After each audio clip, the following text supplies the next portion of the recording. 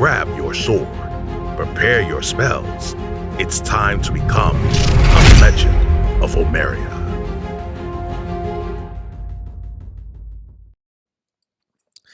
Yeah, I'm going to be making monsters today using GMBinder. It's a pretty simple process. You're going to need a GMBinder account, which is free. But yeah, it's pretty simple. So just go to gmbinder.com. Make sure you're logged in. I'm already logged in on this account. And just go to create. That's it. You could title it whatever you want. I'm probably going to do it as my next monster for my 366 days of monster, which I'm horribly behind on. And today I'm going to make a candle golem. So after you click create, GMBinder is going to create a sheet for you. Document settings lets you put in all the stuff you need to. I usually don't put in a lot because I don't share it publicly on GMBinder. But if you had tags or description, an image URL, etc., you put that all in. You can add it to search. You could share the source. You could take off the credit. I'm gonna not use GMBinder's default theme. Not that I have a problem with their default theme, but I typically use the Elemental Evil theme. So get rid of all that, and we're gonna plug in my theme, which is Elemental Evil. And then it gives it this nice kind of like gray style, just like the book Princes of the Apocalypse. Okay, so making a monster is pretty simple. Normally with adventures, I draft into Google first. That way my editors can run over it.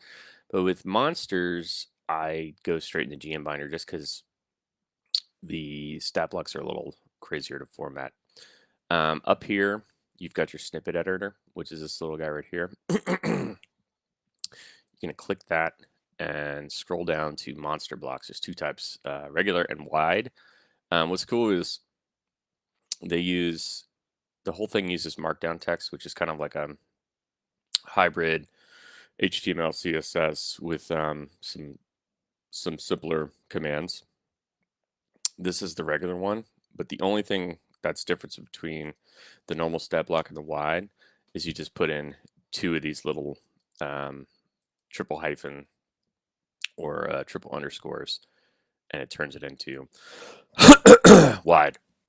All right, so we're gonna make a candle golem. Pretty simple to make. We'll just put in the name first, so candle golem. Size and alignment. Now, generally when I make a monster, I refer to the monster manual to find monsters that already exist that are similar to what I want to do.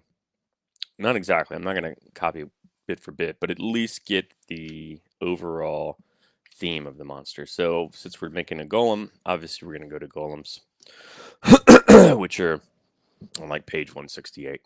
Golems are usually going to be large, and they're constructs, meaning they're made by people. So we're going to do large construct. They tend to be unintelligent. So unintelligent creatures are typically unaligned. That means they don't really think for themselves, or they don't really consider things in the realm of ethics or morality. They just kind of, in the case of constructs, they do what they're told, and that's it. Let's see, armor class. So we're making a candle golem. We need to come up with an armor class for it. We've got some examples of stuff that might work. So the clay golem, for example, is probably pretty close to a concept. You know, the idea I'm having with this is maybe making something out of wax that has like, you know, lit ends and maybe can like shoot fire or something. So clay golems have an AC of 14, natural armor. I think we go a little bit less and natural armor. Now, when you're writing in armor class for a monster, If it's just dexterity based, if it's 10 plus its dex bonus, you don't need to put this in. But if you plan on it having a slow dexterity, but you still want the AC bonus, and you'll have to make natural armor or give it regular armor or some reason why it's so you always have to give some sort of note on why it is what it is. All right, hit points.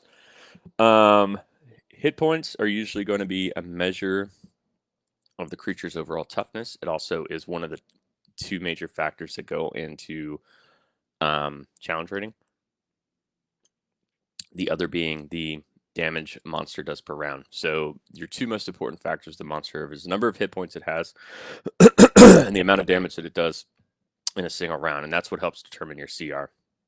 So what we might do is think about what CR we want first, and that'll help us guide different stuff. Alternatively, we could come up with the stats and then award it a challenge rating based on its stats. But looking again at the golems list, let's take a look at, like, I would normally look at what the hit points are for others that are in its category. I'm seeing a lower challenge rating monster here, probably something maybe just in first tier, maybe even a first tier monster would be kind of cool, meaning CR 1 through 4, or just barely 2. The flesh golem, for example, has challenge of 5, and it has 11 hit dice. It's a medium creature too, so that's another consideration. We're dealing with a large creature. Clay golem has 14 hit dice, giving it 133 hit points. So I'm thinking maybe we give this guy 10 hit dice. So it's going to have 4 less hit dice than the clay golem, even less hit dice than our flesh golem, and then it's going to have its con bonus, which we'll fill in a second. Speed, I'm seeing a slow creature here, something that kind of like moves along. That if you're gonna make a slow creature, you got to balance it off with some sort of attack, because the think of like a gelatinous cube or a zombie, right? They tend to be slow, but if they get you, it's pretty bad, right? So maybe we can make give it some sort of engulf feature or something that where if you are unfortunate enough to get caught by it, it's going to be pretty bad for you all the way around. So let's give it a speed of let's make it faster than the clay golem. So we'll give it 25 feet, and that's it. If it had other modes of travel, like if it could fly, or it could burrow, or any of the other, or climb, like let's see, climb, burrow, fly, and swim, you would put that there. In this case, I'm just going to do that. It doesn't have any other forms. All right, next up, strength. Clay golems have 20 strength. I don't see this thing being that strong, so let's give it a 16, which means it's definitely going to be probably sub 5. Dex, let's make this 9 seems to be the universal dex for all golems. Clay golems, flesh golems, stone golems, they all have a 9. I don't see any reason to change things. Keep in mind that a lot of times natural armor can work like plate mail does.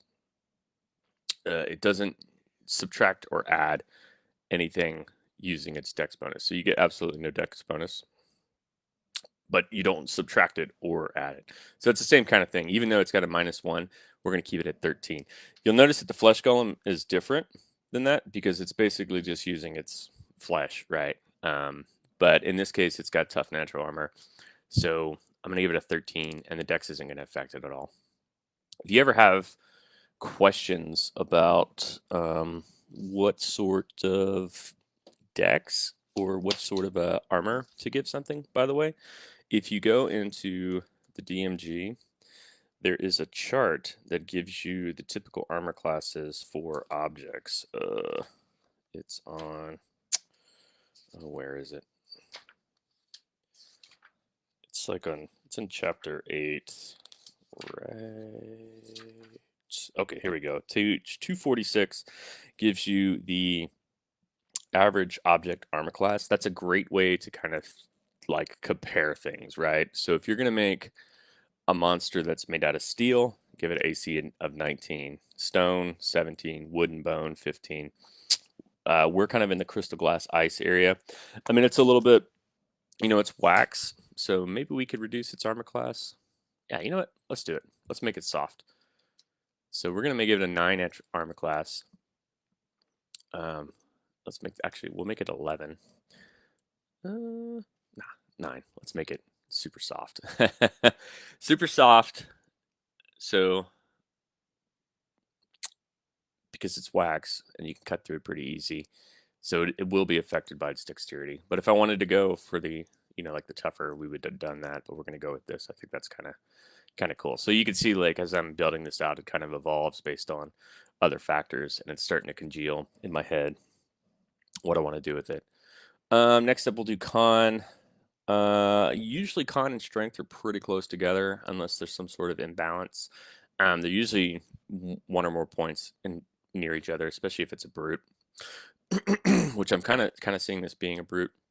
I'm going to give it a 16 con as well, which also tells us that our monster is going to have a 30 con bonus, and we can go ahead and calculate average hit dice. If you don't know how to calculate average hit dice, it's pretty simple. All right, so here's how it works. You take the average. All right, so to figure out the average, you can look it up, which is easy. But the easiest way I think to do it is to take the die number 10, add 1 to it, and divide that by 2. So 10 plus 1 is 11, divided by 2 is 5.5. And that is the average number that a 1d10 is going to roll. So same thing like with a d6.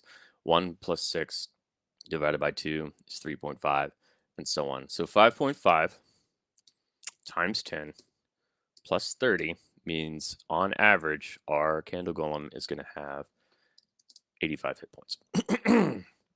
Intelligence. Golems are never smart.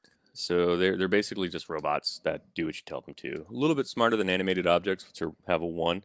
So they can have a little bit more strategy, but not much more. I mean, they're essentially, this is like dog level intelligence. So if you look at the dogs and cats, they have intelligence 3, which means they're smarter than the usual animal, but still not as smart as, say, like an ape or something like that.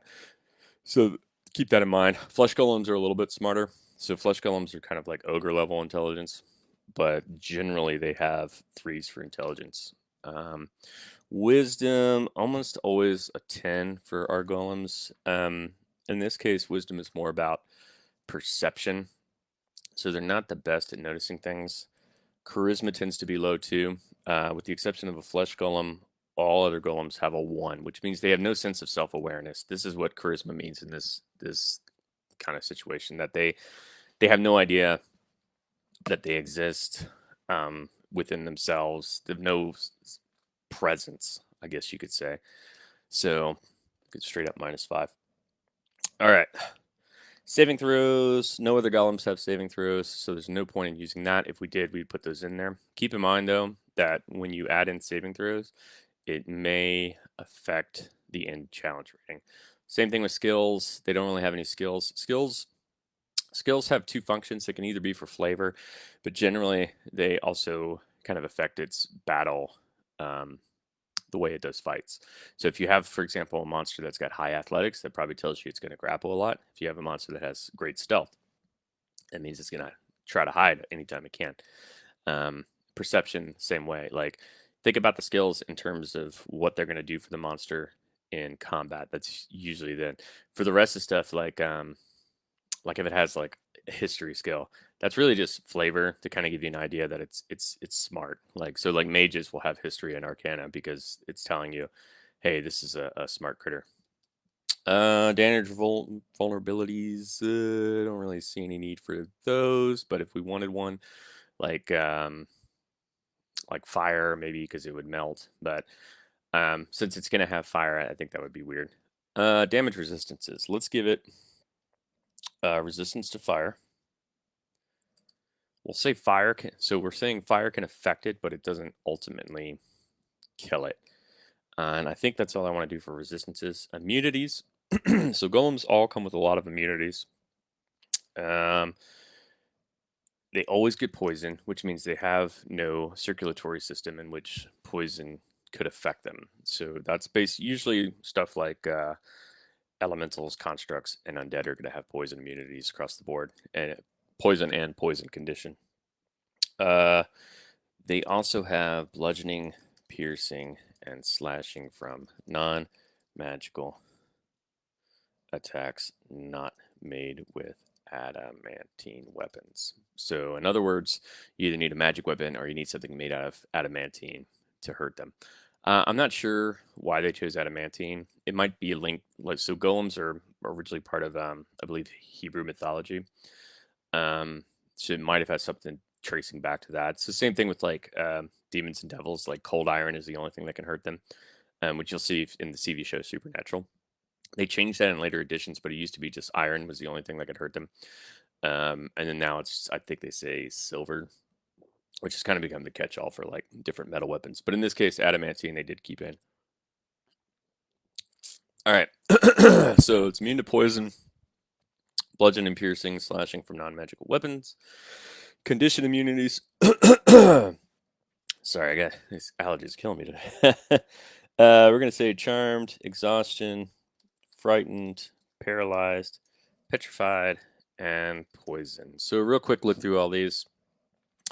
Charmed and frightened usually says it doesn't really have a mind of its own to worry about things like that. So you'll see that a lot with animated objects and constructs.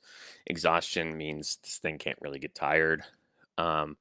Same with like paralyzed. It doesn't have a nervous system that you can affect, so it's not going to get paralyzed. Petrified, that's usually you can't turn it to stone because it's already a construct. And then poison, like I said, it doesn't have a circulatory system, so there's no way that poison's going to affect it. Senses looks like they all have dark vision, so we'll just give it the typical dark vision 60 feet. Passive perception is pretty simple. It's 10 plus its wisdom modifier or perception modifier, in which case it has none. So just straight up 10 for that. So when thinking about monster design, you got to think like a thing with passive perception is typically not going to be a sentry. You want to have it either near you so you can command it, or you need to have it like triggered by something. And that's basically what this design is telling you, that with a passive perception of 10, these aren't going to be very good guards because they're not going to see shit. Like people are going to be able to sneak past them super well. I think maybe you want that in your game, want to give characters an easy win by having them slip past like a couple of golems. But for the most part, like I think golems work best as like bodyguards that you can be like, smash them, or something similar. All right, languages. All golems understands the languages of its but can't speak. Challenge we will come back to once we know its attacks. Okay, so let's get on to special traits. This can be where it gets a little bit different. All golems seem to have sort of the same lineup of special traits, and this one's not going to be any different than that. A golem is generally defined as I think an earth elemental trapped inside of it. I think that's the fluff itself. So, yeah, elemental plane of earth. This means sometimes they can go berserk, especially in the lower level ones. If that's something we want to keep, there's a huge text block for that for each one. Usually they have some sort of absorption. So clay golems have acid absorption, flesh golems have lightning absorption, and iron golems have fire absorption. I don't know that I want to include either of those two. This is going to be kind of a weaker golem, so not really able to do that. But one thing they do have across the board is immutable form, which means the golem is immune to any spell or effect that would alter its form. Okay, so we're going to keep that in there.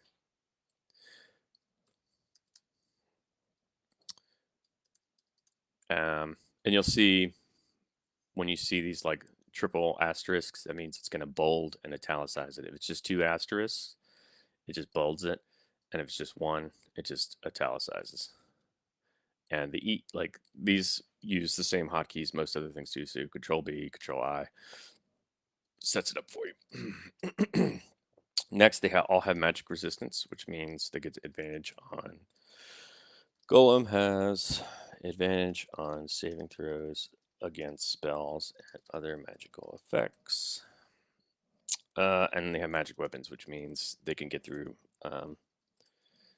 magic resistance. The golem's weapon attacks are magical. So there we go. We got all of that going. So pretty nifty. And that's your baseline stuff. I might come back to this and add in some other sort of special feature if I can think of something nifty. All right, let's go to actions and then we'll come back. Multi-attack. Looks like most golems do, like across the board, they all do 2 slam attacks. So let's do that. We'll say the golem makes 2 slam attacks. I think that's pretty good. Slam, we're going to do a melee weapon attack. Melee weapon attack is going to be its proficiency bonus. I'm thinking this guy's going to be under 4, so let's go ahead and pencil on a 4 now. We'll change it if we need to, but that means its proficiency bonus will be 2. So its attack bonus is going to be +5 to hit, reach. We'll say it can only get things within 5 feet, 1 target. So we've got our plus to hit, which is +5. Reach means anything within 5-foot square of it, 1 target. So there's 2 different things you can put usually here, and there's some other variations, but generally it's going to be 1 target or 1 creature. Target means it can be anything, like I can attack a door, doesn't matter. A door, a vase, a person's face. Or if it's creature, that means specifically it needs to be a living creature. Like you'll see that a lot with like undead whose abilities only work. Like a vampire can only bite like a living creature. Like it biting a door isn't gonna like do anything for it. That's just to keep things normalized. Hit damage looks like they all do at least 2 dice worth of damage. So we'll say 2d6 plus its strength bonus. So 2d6, the average of 2d6. Remember, the average of 1d6 is going to be 3.5, so 7 plus 3 is 10. We'll say bludgeoning damage. And to make things fun, we'll say that its hands are lit up with candles too. So in addition to the bludgeoning damage, it's going to do 1d6 fire damage. I think that's pretty cool. So average of 1d6 is going to be 3. All right, so here's the basic creature. And let's get our formatting in so we don't forget, like I always do. So bold italicize, italicize, italicize for an action block is typically the official format. It gives it that kind of look. So you can see over here on my right side, we get a WYSIWYG. What you see is what you get version of what I've been creating over here. So I can see what it looks like in the document. We see we've got a bunch of blank space, but we'll fill that with art and flavor text. All right, so pretty cool design so far. You know, it has all the basics in place. I think we want to give it some other cool stuff. So remember I'd said that it was kind of slow. I think an Engulf action would be pretty cool for this guy. Like it can kind of get up on top of you and then burn you while you're on it. Golems don't normally have Engulf, so we want to find a monster that does have the Engulf action that's kind of that would be similar to it. There's 2 that I can think of off the top of my head. First being, of course, the infamous gelatinous ooze, which would be under the O section. I'm actually kind of interested in looking at the shambling mound because the ooze you can always kind of move into the ooze, but shambling mound has to, I believe, like consciously use its action in order to jump on top of you. Shambling mound is on page 270. All right, so Engulf. Here is how we're going to do it. So the shambling mound says it engulfs a medium or smaller creature grappled by it. Okay. So the way it functions is a shambling mound makes 2 slam attacks. If both attacks hit a medium or smaller target, target is grappled. That's pretty interesting. So let's make a similar mechanic. So the golem makes 2 slam attacks. If both attacks hit a medium or smaller target, the target is grappled. Whenever you have a auto grapple attack like that, make sure you include escape DC. So we'll say escape DC is always going to be 10 plus strength modifier. So escape DC 13. And the candle golem uses its engulf on it. All right, so cool. And then we put in the actual engulf text. The candle golem engulfs a medium or smaller creature grappled by it. The engulfed target is blinded, restrained, and unable to breathe, and it must succeed on a DC. Now so in this case with the shambling mound, it says must succeed on a DC 14 Constitution saving throw, or take more bludgeoning damage. And then if the mound moves, the target moves with it. I think it'd just be cool if it just does auto fire damage at the start of each turn. Unable to breathe and takes 1d6 fire damage at the start of each of its turns. So that means when the target is engulfed, this is basically what this says. It's kind of like when you're writing mechanical text like this, you're saying if the creature's engulfed or subject to the conditions of this, it is blinded, restrained, unable to breathe, and takes an average of 3 fire damage at the start of each of its turns. If the golem moves, the engulfed target moves with it. The golem can have only one creature engulfed at a time. So cool. There we go. Normally I think in this, normally they give a way to escape. So whatever reason Shambling Mound doesn't have that, so that probably creates a lot of questions on how you can escape. I assume is if you break the grapple, but let's be a little bit more thorough than that. Like Wizards is great, but they make mistakes and fluff too. So we're going to look at the ooze, and the ooze actually gives you instructions on how to escape. It says an engulfed creature can try to escape by taking an action to make a DC 13 strength check. On a success, the creature escapes and enters a space of its choice within 5 feet of the golem.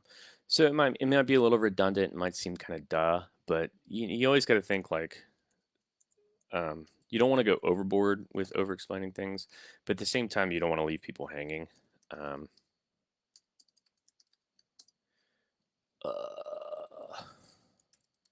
All right, so you see I just put in like a bunch of weird text, and here's the reason why. The formatting for this doesn't automatically indent when I do a hard return. So generally this is not, it's only going to happen with like super long blocks, in which case this one's going to be a little bit longer than normal.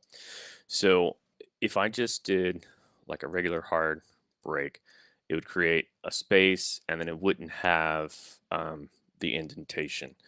But the books have the indentation. So what I've done is I've put in a BR, which is a hard break. It means it's going to end the line and go down. And then I've put in the HTML code for non-breaking space. That means it creates a space. Typically, this thing's going to ignore spaces. So if I got rid of this HTML and just keep putting in spaces, you'll see over here in my WYSIWYG editor, there's no change. So I have to actually tell the Markdown editor that I'm putting that in. Usually I do 2 with empty spaces in between, and it ends up creating this nice little indentation. So that's why I put in this weird text here. It's kind of it's picky, but it gives it like that nice solid look. And I try to go for the official quote-unquote version as much as I can. Okay, so I think that's all the special features. Well, it might be kind of cool to make it amorphous, but no, let's just go with this. I think that's fine. So I'm looking at ochre jellies now. I'm like, ooh, that looks cool. um, all right, so here's our candle golem. Let's start checking over everything to make sure that it's actually a CR4 monster. So typically, I'll pencil something in, and then I'll go back and make sure that it actually is the challenge rating that it's supposed to be. Sometimes and if I forget to do this, I almost always get called out on balancing it wrong. And people are like, "Oh, that's not CR's too low. That CR's too high, Dave." I'm like, who cares? CRs are for wimps.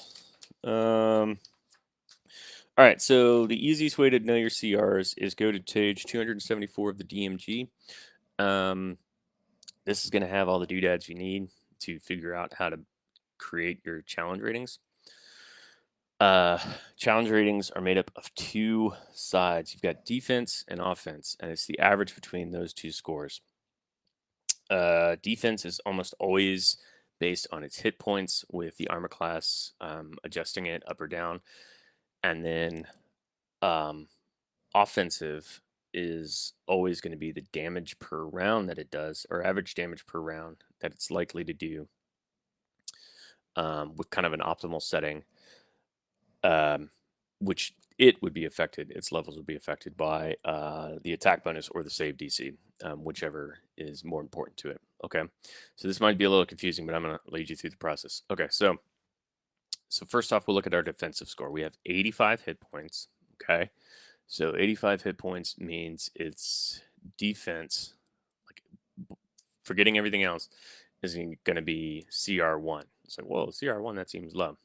But there's some things that can affect your hit points, and I'll go over what those things are. Right away, we've got resistances and immunities. And when you have a low-level creature, resistances and immunities create higher level, or it effectively is going to double the hit points. That gives it virtual hit points. So you'll see that, for example, the this is on page 277 of the DMG. For an expected challenge rating of 1 through 4, which is what we have, immunities are going to double the effective hit points for it. So our 85 is going to be actually 170 virtual. That doesn't mean it changes here. It just means for the purposes of calculating its defensive CR, it's 170. So that's going to push us up into a CR7 monster. All right, so here's where it gets more complicated. Okay, it's like now we went from 1 to 7, and I'm just going to pencil my notes in here so I don't forget.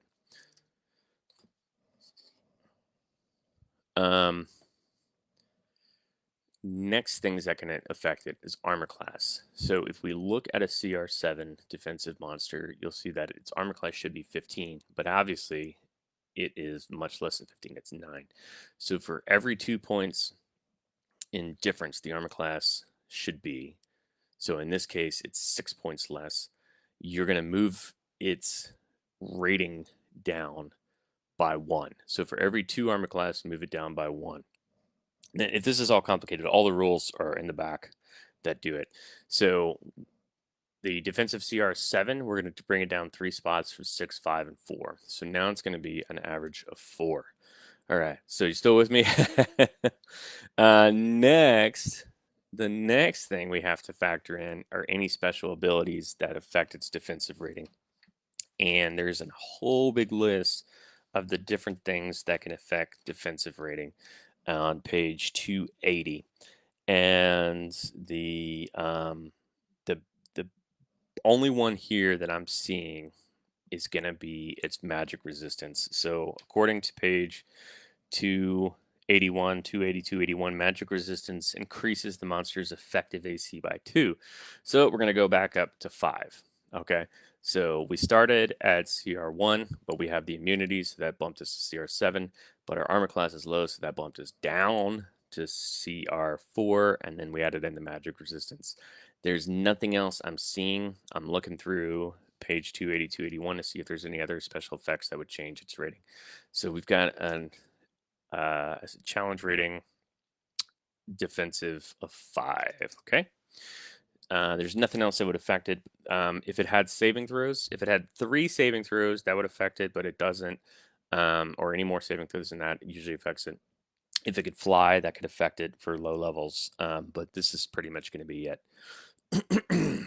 All right, next up is we need to figure out its offensive challenge rating. And this is going to be the number that we're going to average out with the defensive challenge rating to come up with its final CR. It has really 2 modes of attack plus a third, which it may get off in subsequent rounds. So generally, you're going to try to calculate the total amount of damage that it does over 3 rounds, like an optimal attack, and then the average of that is its damage per round, or DPS, DPR, whatever you want to call it. So it can make 2 slam attacks per round, and we're going to pretend like they always hit. Our 2 slam attacks do 10 damage, or excuse me, 10 damage plus 3 fire damage, so that's 13. So that's in the first round of combat. Let's say it's going to do 26 damage. Okay, and then it's also going to hit its engulf. So on subsequent rounds, it's going to do those 26 again, plus another 3 to the poor sap that's stuck in it. And then in the third round, same thing, 23 or 26 plus another 3. So that's going to be 84 damage over 3 rounds. So 26, 29, and 29. We're going to come up with the average of those 3 rounds, which is going to be 28 damage per round. 28 per damage per round is my estimate on this guy. Next, we look at we go back to our CR chart on page 274. We look to see what offensive doing 28 damage per round is. That's CR. It's going to be a CR4. So 28 damage per round for a monster is typically a CR4 monster. So we'll have 4 offensive. Now, there are certain factors that affect this guy's rating. And let's take a look to see what we have. Immutable form won't affect it. Magic weapons, according to page 281, don't do anything. Also, if its attack bonus is out of whack with its average damage, but in this case, a CR4 offensive should have a +5 attack, which it does. So that means there's no changes. So it's going to be a CR4 on the offensive side. So let's take a look back. We've got 5 defensive, 4 offensive. We want to get the average of those 2. That comes up with 4.5. Okay, so here's where it gets tricky. We can either round it down or we can round it up. Typically, I weigh offensive scores, like things that have higher offensive abilities. I usually round up. So if it had a 5 offensive and a 4 defensive, I would say it's probably a 5, because damage is generally going to be more important. But in this case, I'm going to go with the 4. It's pretty easy to hit. Its attacks aren't like crazy, especially when it's fighting against the type of monster or type of characters that it's going to go against. I mean, we might adjust it, but I'm going to say I think a 4 feels pretty comfortable. That's about what I started with and what I had in mind. And there, we'll do 4 challenge rating. That gets us, it'll give 1,100 experience points. I think that's a nice, easy number. It's a tough guy, but I mean, you got to think like other CR4 monsters that are in that same realm. You've got ghosts, which are pretty tough to fight. You've got flame skulls. Again, another tough, flying monster, can shoot fireballs.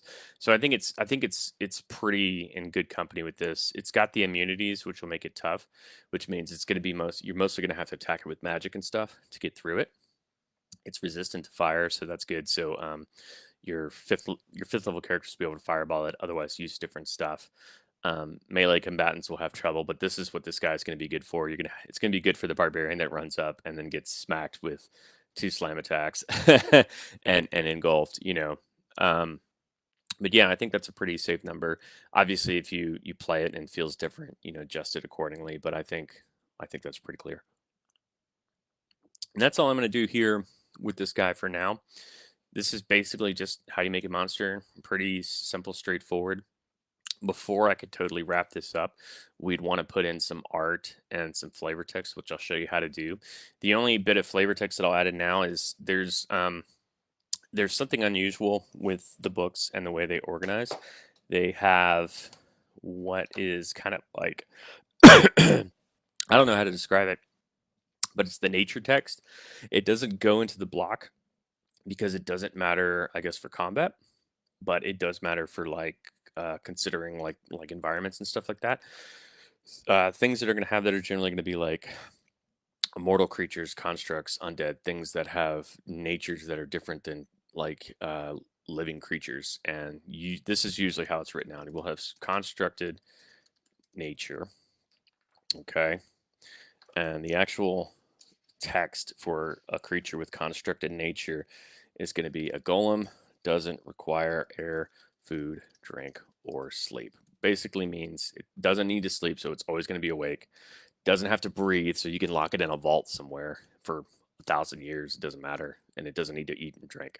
And that's basically all it's telling you is its environmental situation. So you could put this thing at the bottom of the sea. You could put it in outer space, and it can wait there for thousands of years because it doesn't need that stuff. And it's the same thing with like undead and elementals. That's why they make such good dungeon monsters because they're not living creatures and they don't have to, do all the same things.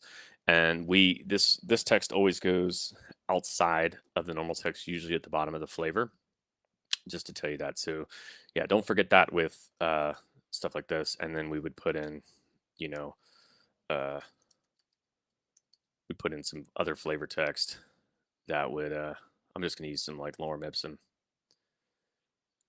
Lorem ipsum, if you didn't know, is just like filler text that a lot of programs use to like get a feel for space. You don't have to do this. It's just me kind of showing you. But this will also help us.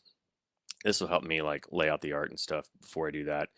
That's the other pain in the butt with monster stat blocks is you have to be really cognizant of where all the stuff fits. So you can see like I want to keep it on one column, and then I put a piece of art like right here on the right side of the document, and just put in something really simple like candle golem is a construct that terrorizes adventurers named Jock McQuacken. And that's it. It's pretty simple. Put in art later, do stuff like that. But yeah, that's more or less how you make a monster. I hope this has been pretty informative. Make sure you go through, read everything, that it's nice and clean and makes sense, and then save it as a PDF and get it out there. Just took all of what, like 45 minutes? Yeah, pretty simple. Anyways, thanks guys. Hope you enjoyed. Later.